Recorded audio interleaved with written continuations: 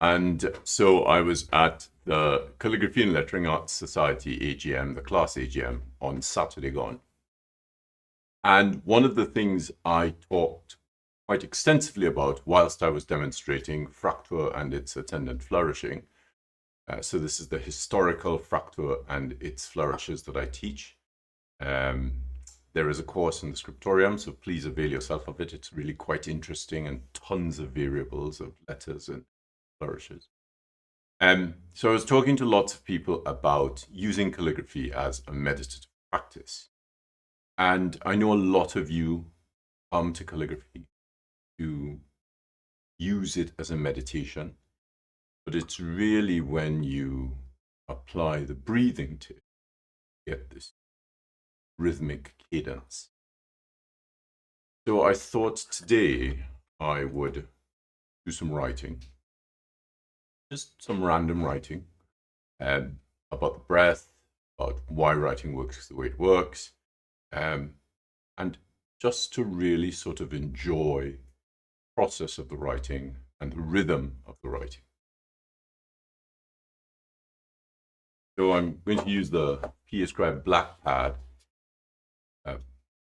and I'm going to add some 55-degree lines onto it with the top.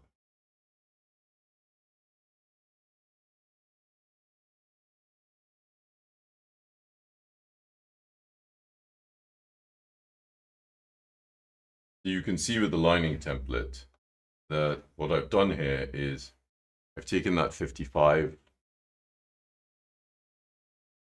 there. Oh, where is it? Yeah, next to the 50. Taken that 55 and I've made sure it's vertical to the edge of the pad. And I've taken the 55T, which is for top. I've put that at the top so that it's horizontal and parallel to one of those baselines. And once it's in that position, I can then take the page out. So remember, when you're using these pads with micro perforations, push your fingers underneath the back of the block, run your finger along the block so that it tears off nice and clean. I can add more lines to this, but I'm not going to. And what I'm doing is I'm using the block itself to help me. Just going to give myself a little bit of lift there and raise the block so that, raise the page so that the block is assisting. And just, I did a little bit of writing already in white. I had to test the ink. Let's get into this writing.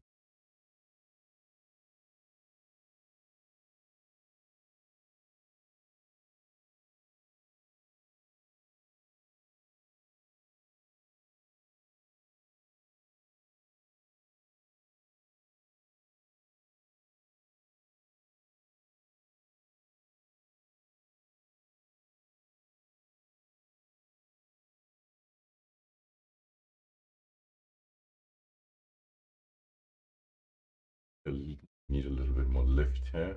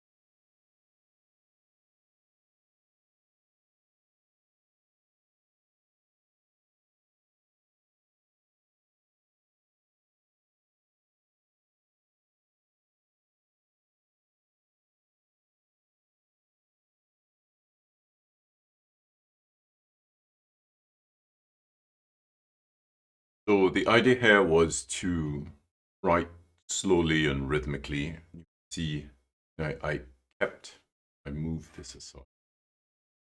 I kept at the block as I was writing here. I'm really sort of gliding on the page. I moved the sheet accordingly so that I still had that spring, that lift to work with. I really started to slow down, and of course about here, I added some water to the ink so that it would flow a little bit more freely. And I used English roundhand T. So go back and watch that, and you'll see that I changed the position from here to here. And of course, I was being quite conscious. I lost my concentration here a little bit. And of course, with the flourishes, I just wanted to add some playful flourishes. Of course, the great thing about these flourishes, and this is something that I discussed on Saturday at the AGM with some of the attending calligraphers, is, when you're doing a flourish, you don't have to press. The flourish can just be really beautiful and delicate lines that are really light, airy, rather than lines with shades. Now, in Fraktur, there are some instances of flourishing where the flourishes are really dense and really compact and really complex. And it's very difficult to do that if you have weight on the flourishes. Sometimes it's best to just use these delicate hairlines. And then you have a really beautiful balance of white space and black space.